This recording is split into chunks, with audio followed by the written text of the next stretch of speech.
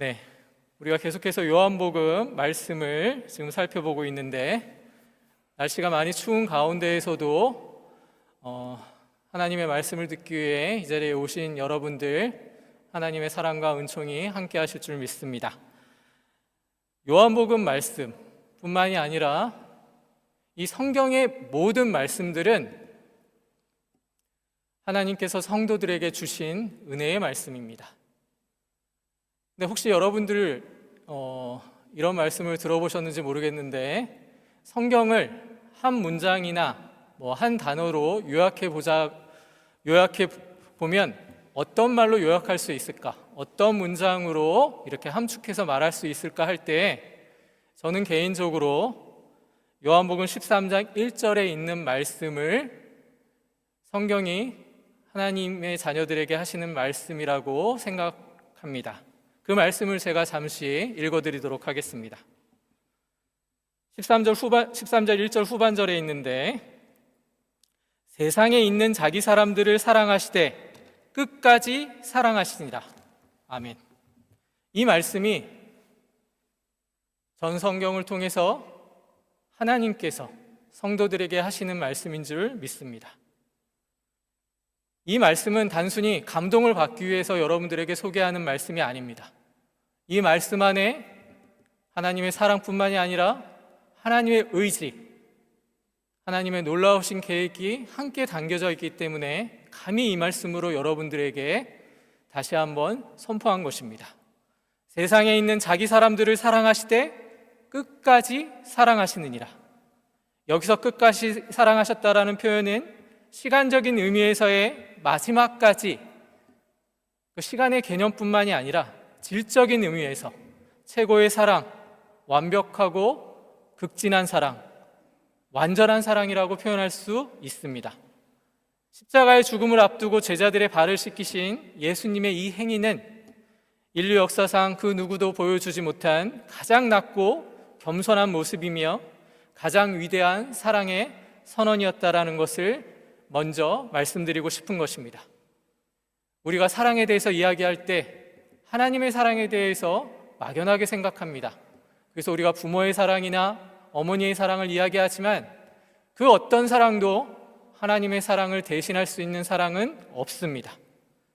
오늘 본문의 말씀을 통해 이 본문에서 소개하고 있는 예수님께서 제자들의 발 씻는 장면들을 통해서 우리는 주님의 변함없는 사랑과 그 사랑이 우리의 삶 속에서 어떻게 역사하는지를 한번 깊게 말씀을 통해 확인하고자 하는 것입니다. 예수님께서 만찬 도중에 겉옷을 벗으시며 수건을 허리에 두르신 후에 제자들의 발을 씻기신 이 모습은 당시 유대 사회의 어떤 관습으로 볼 때에 이해할 수 없는 행위였습니다. 가장 낮은 신분의 사람이나 하는 일을 지금 예수님께서 하셨다라는 것입니다. 그런데 만물의 주인이시오 만물의 통치자이신 그분께서 친히 무릎을 꿇으신 이 사건은 제자들에게 어떤 겸손의 모습뿐만을 보이시기 위한 어떤 의도뿐만이 아니라 이 안에 하나님의 사람을 어떻게 구원하실지, 어떤 구원의 여정 속에 하나님의 사람을 인도하시는가, 이 모든 것들이 함축적으로 담겨져 있는 행위라는 것입니다. 여러분, 재미있게도 예수님께서 이 말씀을 하시고 제자들의 발을 씻겨준다라고 했을 때 베드로가 대답했던 모습들을 한번 생각해 보시기 바랍니다. 베드로가 발 씻김을 거부합니다. 그러자 예수님께서는 내가 너를 씻어주지 아니하면 내가 나와 상관이 없느니라. 베드로는요, 예수님의 수제자라는 그러한 표현으로 우리가 이해하고 있지만 정말 단순하고 어찌 보면 우리의 모습을 보는 듯한 생각을 가지게 됩니다. 자기 나름은 예수님을 이해한다고 하지만 그것이 예수님의 뜻이 아니라, 물론 어부 출신이긴 하지만 이 사람은 참 단순한 구석이 있었던 것 같습니다. 아무런 상관이 없다, 예수님께서 이 말씀을 하시니까 금세 그러면 제 몸까지 씻어주십시오라고 이야기하는 것, 이 베드로의 모습을 통해 우리는 다시 한번 우리의 신앙의 모습을 돌아보게 되는 것입니다. 그러자 예수님은 이렇게 말씀하시죠. 목욕한 자는 발밖에 씻을 필요가 없느니라. 온몸이 깨끗하니라. 너희가 깨끗하나 다는 아니니라. 여러분, 여기에 발 씻김과 목욕이란 말이 나옵니다. 이 말씀이 가지고 있는 의미에 대해서 이미 아시는 분들은 아시겠지만 굉장히 중요한 말씀입니다. 단순히 발 씻겨주는 이 장면과 이 목욕에 대한 의미를 이야기하셨다라는 것을 우리가 쉽게 넘어갈 수 있는데, 여기에는 놀라운 하나님의 사랑과 은총이 담겨져 있다라는 것입니다. 예수님은 목욕 그리고 발 씻김이라는 것을 구분해서 지금 우리에게 소개하고 있습니다. 목욕은요, 단순히 몸을 씻는 행위일 뿐만이 아니라 예수님께서 말씀하신 이 목욕의 의미 속에 예수님 스스로가 우리의 죄를 단번에 완전히 씻어주는 구원의 행위, 곧 의롭다 칭하시는 그러한 놀라운 칭의의 의미가 여기에 담겨져 있는 것입니다. 예수 그리스도의 십자가 보혈을 말미암아 우리는 단번에 모든 죄로부터 용서받고 의롭다 칭함을 받은 하나님의 자녀가 되었습니다. 이건 놀라운 선언입니다. 히브리서 10장 10절 말씀을 보면 이 뜻에 따라 예수 그리스도의 몸을 단번에 들이심으로 말미암아 우리가 거룩함을 얻었노라. 이렇게 성경은 우리에게 분명히 선포하고 있습니다. 구원은요, 우리의 어떤 행위나 어떠한 헌신, 섬김, 그것으로 이루어지는 것이 아닙니다. 하나님의 전적인 사랑과 은혜, 그분의 일하심이 아니면 이루어질 수 없는 일이라는 사실을 명확하게 다시 한번 일깨워 주시는 말씀입니다. 여러분은 하나님의 은혜로 예수 그리스도의 공로로 말미암아 하나님께서 여러분 하나하나를 몸을 씻어 주셨다라는 것을 믿으시기 바랍니다. 그래서 우리가 이 자리에 있는 것입니다. 그런데 문제는 몸만 씻었다고 끝이 아니라는 것입니다. 씻김을 받고 몸은 깨끗해졌습니다. 그런데 이제부터가 중요합니다. 그것을 예수님께서 우리에게 말씀을 통해서 설명해 주고 계십니다. 목욕을 통해서 죄악의 종된 자리에서 해방되어 하나님의 거룩한 자녀가 되었습니다. 이것이 바로 하나님의 위대한 구원의 시작이 되었습니다. 주님은 그런데 여기서 멈추지 않으십니다. 발 씻김이 필요하다라고 이야기하고 계십니다. 이는 우리가 구원을 받아서 하나님의 자녀가 된 이후에 이 세상의 광야와 같은 삶을 살아가는 가운데 죄의 유혹과 세상의 때로 인해서 우리의 영혼이, 우리의 몸이 끊임없이 더러워지기 때문에 이 발 씻김은 우리의 삶 속에서 계속적으로 이루어져야 하는 바로 성화의 개념을 이야기하는 것입니다. 성화라는 것은 거룩해져 가는 것입니다. 여러분이 거룩해져 갈 수 있는 것은 예수 그리스도의 공로로 말미암아 그렇게 된 것입니다.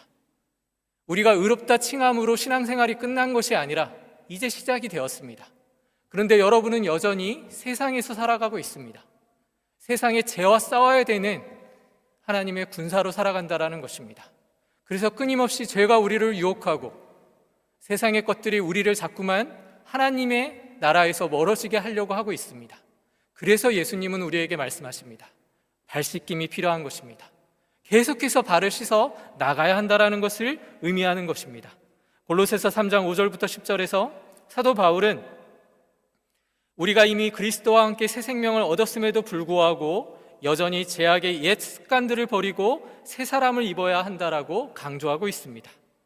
하나님께서는 우리가 하나님의 자녀로 태어난 것에 만족하지 않으시고 그 자녀답게 날마다 예수 그리스도의 형상을 닮아 온전히 성숙되고 완성되기까지 하나님 안에서 자라나기를 원하시고 계시는 것입니다. 물론 하나님의 말씀으로 단번에 그 모든 것을 이루실 수 있는 영광과 능력이 하나님께 있습니다. 그런데 왜 우리에게 세상이라는 곳에 끊임없이 발을 씻어야 한다는 것을 알려주시는가? 이 의미를 여러분들이 오늘 잘 듣고 새기시기를 바랍니다. 우리는 끊임없이 죄와 싸워야 하는 하나님의 자녀들입니다. 그러면 예수님이 왜 이것을 우리에게 요구하시는가? 구원의 완성은 철저히 그분의 계획 가운데 이루어지는 놀라운 하나님의 사랑이 전제되어 있기 때문에 그런 것입니다. 구약성경 출애굽기 21장 말씀을 보면은 히브리 종에 대한 규례가 나옵니다. 자, 이 말씀을 간단히 여러분들에게 설명을 드리도록 하겠습니다. 예전에 히브리 종, 그러니까 주인이 있고 종이 있었습니다. 그런데 히브리 종은 6년간 섬기면 하나님이 주신 말씀의 원리에 따라 7년에는 자유를 얻게 됩니다. 영원한 종의 개념이 없다라는 것입니다. 그러나 만약 그 종이 그 상전의 가족들을 섬기기 원하면, 그리고 그들을 존중하고 그들을 섬기기를 결단하면 7년이 지난 후에도 종으로 남을 수 있었습니다. 여기서 종이라고 하니까 기분이 우리가 나빠질 수 있습니다. 왜냐하면 현대에는 이런 개념이 없으니까요. 그런데 이 개념을 우리가 잘 이해해야 되는 것이 무엇인가? 종은 참된 주인을 만날 때 비로소 기쁨을 얻게 되는 것입니다. 여러분 하나님이 우리의 주인임을 믿으십니까? 믿으셔야만 합니다. 우리는 종보다 못한 존재였다라는 것이 성경의 진술임을 여러분이 아셔야만 합니다. 그런데 재미있는 것은 이 히브리 종이 평생 종으로 남겠다고 그러면 상전은 그를 재판장에 데려가서 문설주에 대고 송곳으로 귀를 뚫어 영원한 종으로 삼았습니다. 지금 현대를 살아가는 우리에게는 참 말도 안 되는 행위라고 생각할 수 있습니다. 근데 이 행위가 상징하는 게 무엇인가? 그건 자발적으로 자기가 종이 되겠다, 사랑과 헌신으로 주를 섬기겠다라는 그러한 고백이 되는 것입니다. 참된 자유 안에서 자발적으로 하나님과 이웃을 사랑하며 헌신하겠다, 그렇게 종이 결단하는 것입니다. 그러면 여러분들에게 한번 묻고 싶습니다. 여러분은 하나님을 믿겠다, 하나님을 나의 주인으로 삼겠다 그랬을 때 어디까지 하나님의 말씀을 듣기로 결단하셨습니까? 제가 참 유치한 질문을 했죠. 하지만 여러분이 처음 하나님을 만나 하나님 앞에 하나님을 나의 주인으로 삼겠다고 했을 때 그 첫 사랑을 기억해 주시기를 바랍니다. 그때에는 아마 모든 것을 다 바쳐서라도 하나님의 자녀가 되는 기쁨과 즐거움, 하나님의 나의 주인 되시며 나의 아버지 되신다라는 것을 그렇게 고백하셨을 겁니다. 그런데 여러분 지금 현재의 모습을 한번 생각해 보십시오.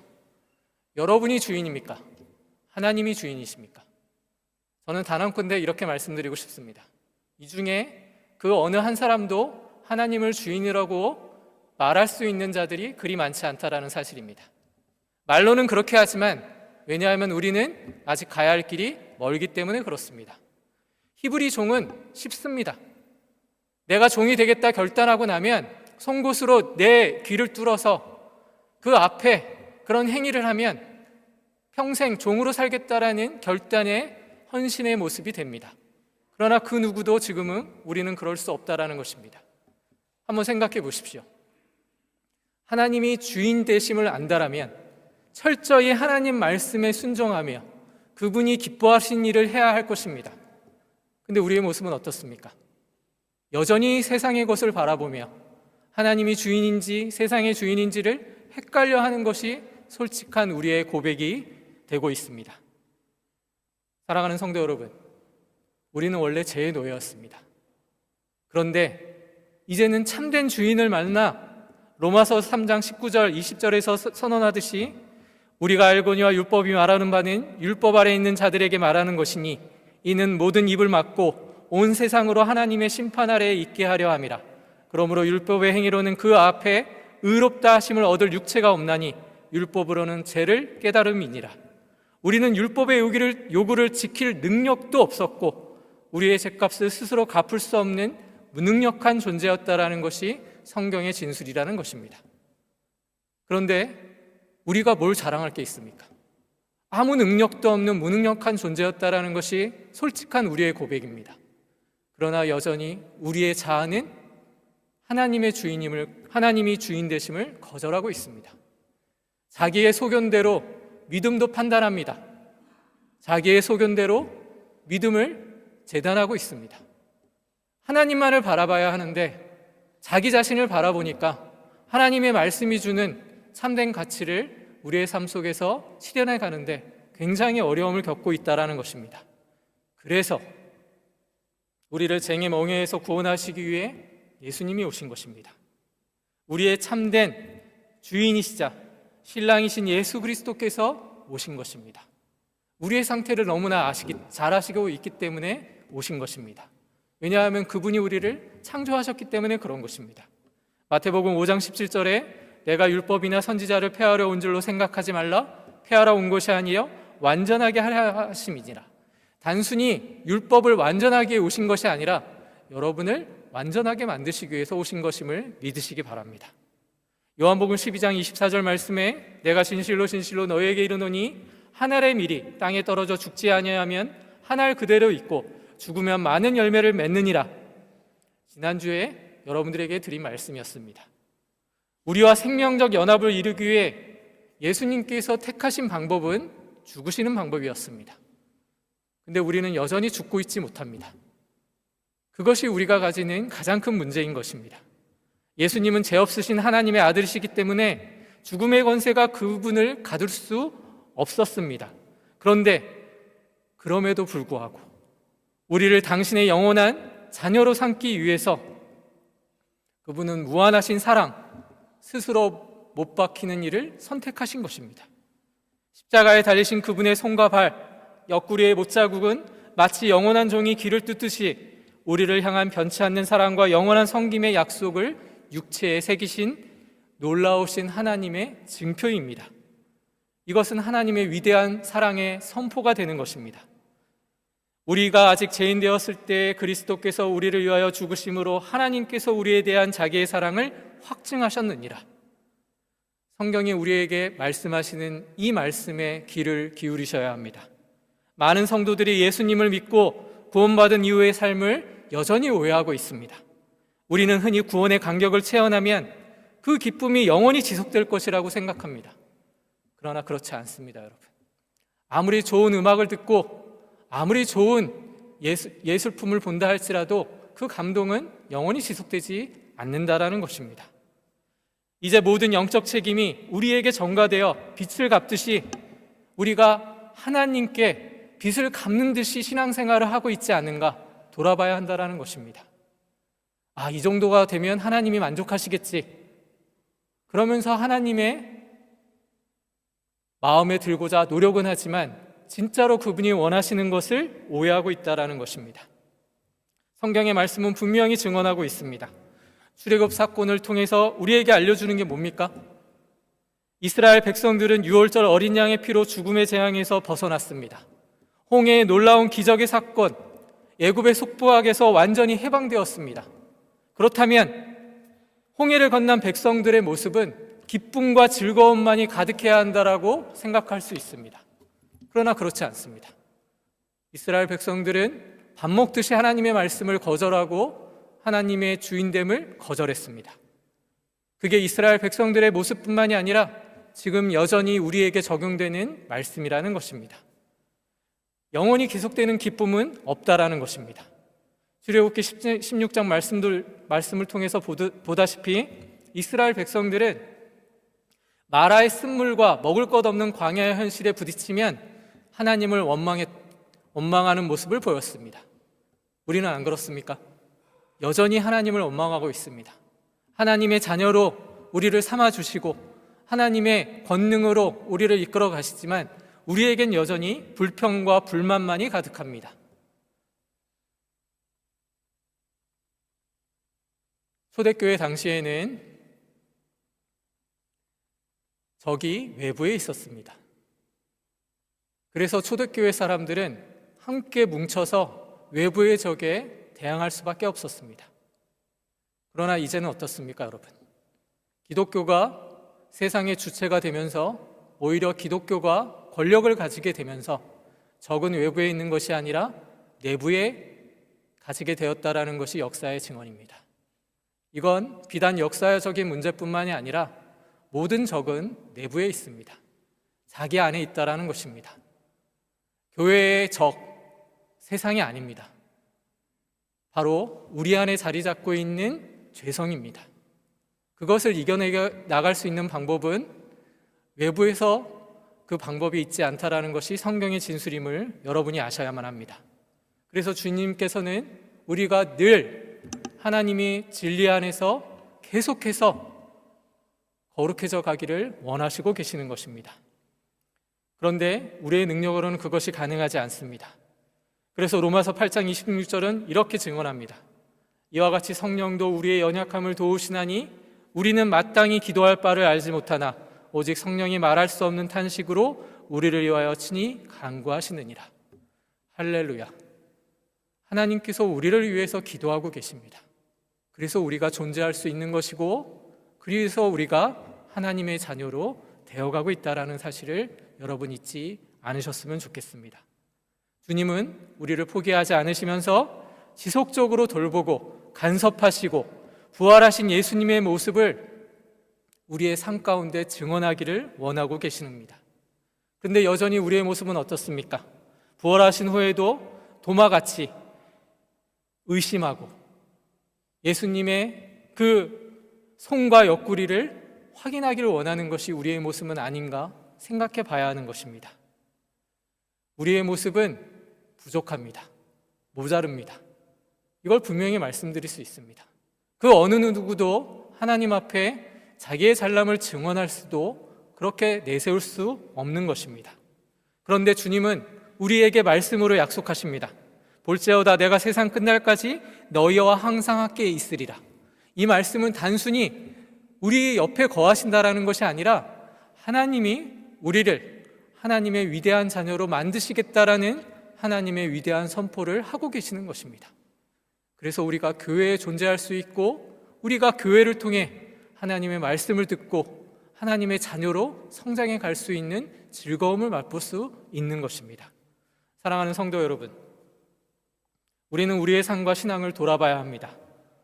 특히 우리가 연약하고 또 계속해서 우리가 간구하는 것은 다른 지체들, 다른 사람들을 판단하고 평가하고 나아가 정죄하려는 성향에서 벗어나야 한다는 것입니다. 정죄라는 것은 어찌 보면 죄에 대해서 엄격하게 경계하는 것을 말합니다. 그러나 여러분, 정죄는 그 사람을 시험에 들게 합니다. 하지만 교회에서 하나님의 사랑과 은혜로 권면하는 것은 또 다른 의미가 있다는 것입니다. 권면은 하나님의 사랑과 은혜로 죄를 지적하며 죄를 짓지 않도록 계속해서 설득하는 것입니다. 교회는 그런 것입니다. 목사로서 가장 힘든 게 뭐라고 생각하십니까? 말씀 전하는 거 어렵지 않습니다. 다 할 수 있습니다. 목사가 아닌 사람도 할 수 있습니다. 그런데 제일 힘든 거는 하나님이 주신 말씀 안에서 그 심정을 가지고 권면할 때가 제일 힘듭니다. 왜냐하면 저도 죄인이거든요. 저도 부족하거든요. 그런데 부족한 척 안 한 척 하려고 해야 되니까 그게 제일 힘듭니다. 여러분, 그래서 목사를 위해서 기도해 주십시오. 사랑과 은혜로 여러분을 권면할 수 있도록 기도해 주시기를 바랍니다. 그게 하나님의 뜻입니다. 그런 방법으로 우리 옆에 있는 사람, 앞에 있는 사람, 뒤에 있는 사람을 그렇게 권면해야 하는 것입니다. 정죄하는 것이 아니라 권면하는 것입니다. 그게 바로 신앙의 공동체가 가지는 특권입니다. 그것이 하나님의 말씀 위에 서 있는 우리 베를린 선한 목자 교회가 나아가야 하는 하나님이 주신 은혜의 길인 줄을 믿으시기 바랍니다. 로마서 2장 1절에 그러므로 남을 판단하는 사람아, 누구를 막론하고 내가 핑계하지 못할 것은 남을 판단하는 것으로 내가 너를 정죄함이니 판단하는 내가 같은 일을 행함이니라. 이것은 경고입니다. 우리 모두는 불완전한 존재이며 세상이라는 광야의 삶 속에서 비틀거릴 수밖에 없고 넘어질 수밖에 없는 연약한 존재라는 사실입니다. 그런데 하나님께서 하나님의 위대한 공동체를 통해 하나님의 눈으로, 하나님의 사랑으로 우리를 지켜나가고 계신다라는 것을 여러분이 아셔야만 하는 것입니다. 우리는 막 걸음마를 땐 악이나 다를 바 없습니다. 근데 여러분, 걸음마를 따는 아기가 넘어지거나 서투른 모습을 보이면 부모는 그 아이를 비난하거나 정죄하지 않습니다. 세우려고 하고 두 팔을 벌려 다시 일으켜 세우고 인내심을 갖는 것입니다. 그게 교회가 가지는 본질입니다. 누구를 판단하거나 평가하지 마십시오. 하나님의 사랑과 은혜로 그들을 격려해 주십시오. 마음은 그렇지 않더라도 그렇게 해야 합니다. 그게 원수를 사랑하는 데까지 나아가야 하는 하나님의 교회, 하나님의 자녀들이 가져야 하는 참된 신앙이 되어야만 하는 것입니다. 이 말씀을 듣는 여러분들은 그럴 가능성이 있으신 분들이기 때문에 하나님이 이 자리에 부르신 줄 믿으시기 바랍니다. 우리 벨린 선한목자교회, 세상의 수많은 교회의 하나가 아니라 하나님의 신앙의 공동체로서 하나님의 말씀에 명령하는, 하나님의 말씀에 순종하는 그 교회가 될 수 있도록 여러분 노력해 가시기를 바랍니다. 욱하는 마음으로 비난하지 마시고 오히려 그를 축복해 주십시오. 그것이 우리 교회가 가지는, 그리고 우리 교회가 가져야만 하는 하나님의 은혜인 줄 믿으시기 바랍니다. 사랑하는 성도 여러분, 우리는 주님의 사랑받는 자녀입니다. 그래서 우리는 그렇게 할 수 있습니다. 영원히 끊어질 수 없는 연합, 하나님과의 사랑의 연합을 이룬 것이 바로 하나님의 교회요, 바로 여러분 자신임을 믿으시기 바랍니다. 요한복음 14장 18절의 말씀처럼 내가 너희를 고아와 같이 버려두지 아니하고 너희에게로 오리라 하고 하신 그 말씀에 의지해서 세상 끝날 때까지, 예수님이 재림하시는 그날까지, 아니 계속해서 하나님은 변함없이 우리와 함께 하신다라는 사실을 믿으시고 우리가 가진 이 신분, 변함없는 약속, 이것을 신뢰하며 하나님의 영광을 위해 살아가시는 주님의 자녀가 되시기를 다시 한번 소원합니다. 기도하겠습니다.